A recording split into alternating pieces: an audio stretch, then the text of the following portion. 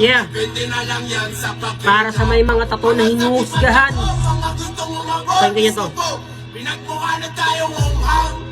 Minamata ko ng mga tanga sa dami kong tato. Pera kong pinambayad yan, di lang pawis at dugo. Bago ko yan nabuo, kaya bakit ka apektado? Katawan ko to, bakit parang ikaw yung problemado?